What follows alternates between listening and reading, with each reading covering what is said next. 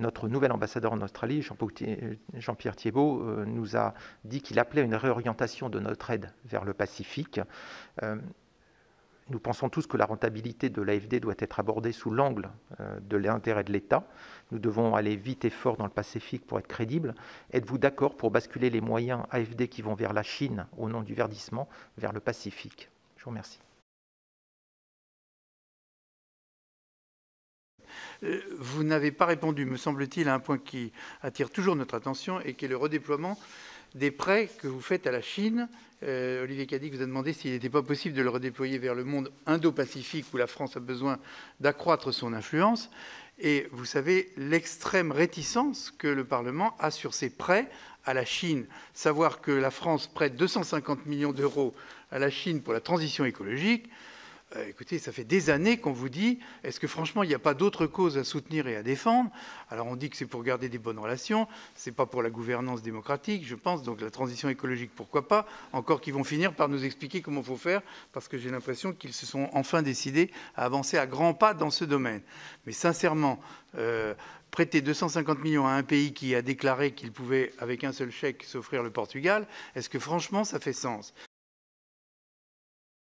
Bon, premièrement, je dirais que ça n'est pas l'un ou l'autre. C'est-à-dire, vous savez bien la limite qu'a l'AFD à intervenir en prêt dans un pays, c'est une limite réglementaire qui s'appelle le ratio des grands risques, qui amène d'ailleurs dans cette loi de finances à des mesures de recapitalisation de l'agence. Et le ratio des grands risques, c'est un quart de nos fonds propres. Donc c'est pas de faire plus en Chine qui nous interdit de faire plus en Indonésie ou dans des pays le long de l'axe Indo-Pacifique. On a fait, je le tiens à votre disposition d'ailleurs, une étude, c'était il y a un petit moment d'ailleurs, c'est quand le président est allé à Mayotte et à La Réunion il y a un an, je crois, sur la contribution de l'AFD qui est non nulle au financement des pays qu'on met dans l'axe Indo-Pacifique, et avec un certain nombre de propositions pour identifier plus clairement cet ensemble et y amener, avec d'autres dimensions militaires, diplomatiques, la brique investissement, développement, climat, etc. Après, dans beaucoup de ces pays, j'en viens à la Chine, je pense qu'il faut... alors les règles de l'aide publique au développement existent, bien sûr, elles sont validées par l'OCDE, mais je pense qu'il y a dire qu'on fait de l'aide en Chine, c'est pas le bon mot en fait. Et employer ce mot, évidemment, le même mot qu'on emploie dans des pays très pauvres rend le débat impossible en fait. Je pense que la réponse que vous faites, Monsieur le Président, elle est logique. Je veux dire, on ne va pas aider la Chine comme on aide le Mali. Ça n'a pas de sens. Donc en fait, et c'est la stratégie de l'AFD, d'ailleurs elle a été reconfirmée en conseil d'administration avant l'été, hein, donc c'est pas moi qui vous parle, c'est le conseil d'administration avec les ministères qui y siègent, et les parlementaires d'ailleurs. La stratégie de l'AFD en Chine et de la France, c'est autre chose. C'est-à-dire ce qu'on fait, c'est une forme d'investissement, en fait, et de lien qu'on fait, qu'on crée entre notre pays et la Chine sur des sujets qui sont de notre intérêt. Donc vous avez raison, on se met pour l'essentiel sur des sujets climat et biodiversité. On a fait un peu de vieillissement, où on a amené plein d'entreprises françaises d'ailleurs, hein, qui étaient très intéressées. C'est un immense sujet évidemment en Chine. Et je vous invite, moi, je l'ai fait personnellement, hein, donc je vous invite à venir voir les projets en Chine, en fait, les projets qu'on fait, notamment les projets de parcs naturels qu'on fait avec le parc du Ballon des Vosges en France, les projets J'ai même rencontré un dirigeant d'une PME française, parce qu'on a fait à Titian un financement d'un parc biodive avec des entreprises françaises, qui m'a dit, moi j'ai inventé là un produit avec les financements de l'AFD. C'est un parc en fait en périphérie d'une ville qui fait aussi réserve naturelle, enfin qui fait beaucoup de choses en même temps. Et il dit, je cherche à le vendre aux collectivités locales françaises. En m'appuyant sur cet exemple-là, ben je le fais outre-mer. Je le fais outre-mer. Non mais il dit, j'ai inventé un produit, et je voudrais qu'on me l'achète finalement dans des collectivités locales françaises. Donc, et ça, on l'a fait en Chine. Et puis après, je rajoute un élément, pardon, d'être un peu près de mes sous, mais par ailleurs, moi, je gagne de l'argent en Chine. C'est-à-dire mon salaire est payé par les Chinois à un moment. Donc c'est évidemment pour pouvoir financer des agences qui sont déficitaires dans certains pays, et les autorités chinoises ne sont pas les plus difficiles dans la négociation des taux. Donc évidemment, on ne met aucun euro d'argent budgétaire que vous nous votez dans la loi en Chine. Hein, évidemment, ne confondons pas. On fait des prêts à des taux qui sont...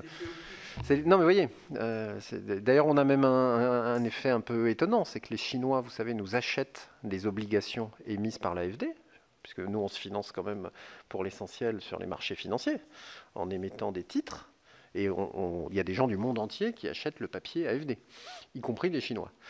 Et ensuite, cet argent, finalement, retourne en Chine sous forme de prêt. Et le prêt est tarifé à un taux plus élevé que la rémunération qui est attachée à notre obligation.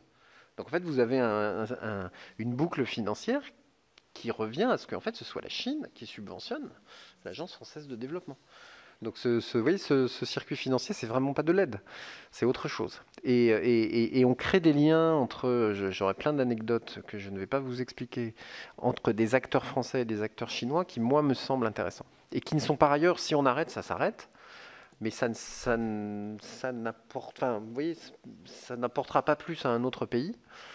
Et on aura perdu ce lien qui me paraît évidemment qui est un tout petit lien dans une relation bilatérale entre la France et la Chine qui a 1000 autres dimensions, mais qui est quand même un lien, je trouve, défendable, positif, utile et intéressant pour nous. Moi, c'est comme ça que je le vis. Encore faut-il vous en convaincre. Voilà. Mais on peut venir là aussi vous présenter de façon plus précise avec les collègues ce qu'on fait là-bas. C'est le vieux débat qui ne date pas de vous sur le rôle double qu'a l'AFD, banque de développement. Oui, exactement. Là, c'est vraiment la banque. De la coopération. Et j'ajoute un point qui est qu'on a noué des relations avec ces banques publiques chinoises, notamment la Banque de développement de la Chine, la China Development Bank, avec lesquels on parle soutenabilité de la dette des pays. On leur a amené, je l'ai fait traduire en chinois, notre méthodologie d'évaluation de la soutenabilité de la dette d'un pays. Et ça, c'est un grand sujet international en ce moment même. Et puis, vous savez, dans le club IDFC que je dirige, chaque année, on déclare la finance climat que les membres du club, donc on est entre 150 et 200 milliards de dollars par an. Hein. Ben, le plus grand financeur du climat au monde, c'est la China Development Bank. Hein. Ils font chaque année entre 100 et 130 milliards de dollars de prêts pour faire des métros, des énergies renouvelables. Ils font d'autres investissements qui sont critiquables, mais ils font aussi ça. J'allais dire raison de plus, quoi. Vous voyez, oui, mais est-ce qu'on perd ce dialogue-là avec ces gens-là ? Pardonnez-moi, mais à côté de ça, le lycée français de Pékin, qui était construit par les Chinois, nous avons été obligés de tout reprendre parce que les peintures étaient toxiques, les peintures chinoises, les enfants étaient malades, donc il a fallu tout recommencer. C'est ça ce dont je parle, Madame la sénatrice. C'est est-ce qu'on a, peut-être que je surestime notre rôle, hein, mais est-ce qu'on a un début d'influence sur la façon dont ces institutions financières chinoises investissent et la qualité de leur investissement? Bien sûr qu'ils font des investissements. Bien sûr qu'il y a aussi du financement de centrales à charbon et qu'il faudrait arrêter. Et là, de ce point de vue-là, l'annonce du président Xi Jinping, il y a que vous citiez, la neutralité carbone avant 2060, je pense que c'est un signal dont on va mesurer, y compris sur la China Development Bank, les conséquences dans les mois et les semaines et les années qui viennent. Et ça, on aimerait bien le capturer un petit peu dans ce... Vous voyez, ce rassemblement des banques là dont je parlais. On essaye. Je vous... Voilà un peu les quelques éléments de réponse, mais, mais je comprends bien la question, évidemment. On les accueille.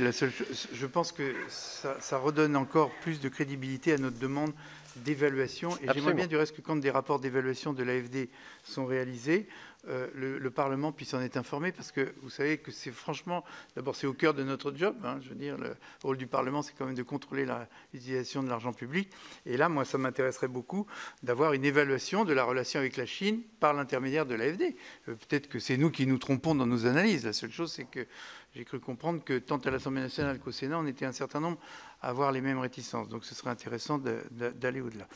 Merci, monsieur le directeur, pour l'ensemble de ces éléments.